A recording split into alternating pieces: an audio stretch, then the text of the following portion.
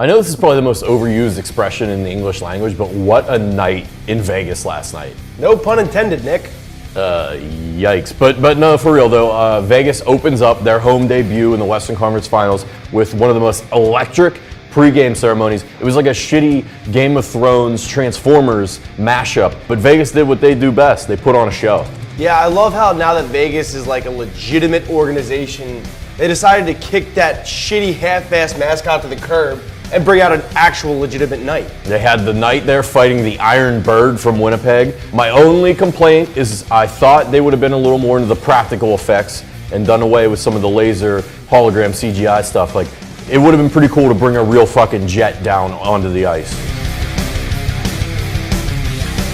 What's going on, everybody? I'm Booze, that's Nick.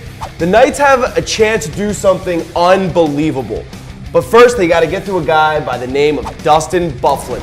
Some like 6'5", 250 pounds, some shit straight out of a goddamn fairy tale. You want to talk about Knights, you want to talk about Fantasyland. To do this, they're going to have to slay the giant here. This guy ragdolling people around, dragging guys on the ice. This isn't the first time he's done this either. He did it against Nashville too. In all 3 games so far, the Knights have been taking a couple runs at Buff. Ryan Reeves, pretty big guy in his own right. He's been put on his wallet a few times here. Buff is just a monster. But Big Buff is not the only guy pulling his weight around in Winnipeg. Mark Scheifele is leading the NHL in playoff goals, and he was right there in the points race in the regular season. I like to call him the stealth bomber, because he flies under the radar while still wreaking havoc. No pun intended. What is it with you and puns, dude? You finally read your first book last night. What is this? Shout out Big Pun, R.I.P. As good as Scheifele was last night with 2 goals, it wasn't enough because of one man, Marc-Andre Fleury. And the Flower dropped acid last night. He had himself a beauty of a game. The kick save on Scheifele in the third, and then diving across the crease to keep the puck out. Unbelievable. He did get beat earlier by Line A, but he got a little help from his post. He showed a little love, gave it a few taps. Hey, thanks, buddy. And then you know Flower was having a good time because he's the ultimate nice guy. While everyone else is in the scrum throwing punches all around him, he's just in there tickling guys. Just a little, hey, how are you? How's it going? Say what you want about Brad Marchand, but as a player, this would drive me up a wall.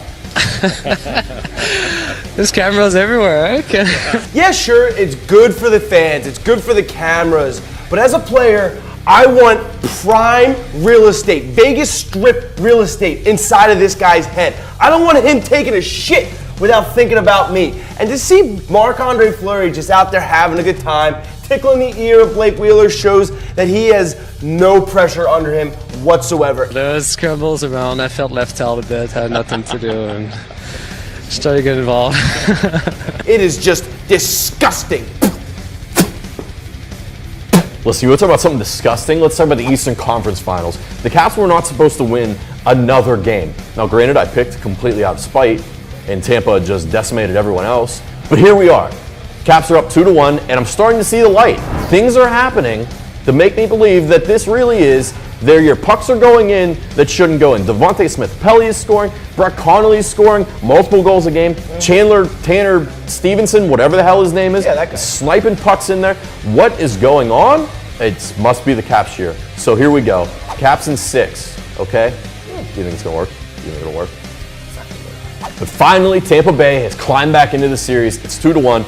And the big reason why Stamkos can't do it himself. That's right. I mean, Steven Stamkos is having an incredible series, having a goal a game with an absolute rocket the other night on Braden Holtby. But like you said, Stamkos can't do it all himself. That's right. Tampa's not going to be able to get this done without their best offensive player, and he's finally woken up. Nikita Kucherov, 100 points in the regular season, 39 goals, finally gets one in the goal column here, and then sets up this incredible pass to Victor Hedman. This was so subtle, so well done. I almost creamed right in my pants. The fake shot, the little quick dish to Hedman, tucks it in the net.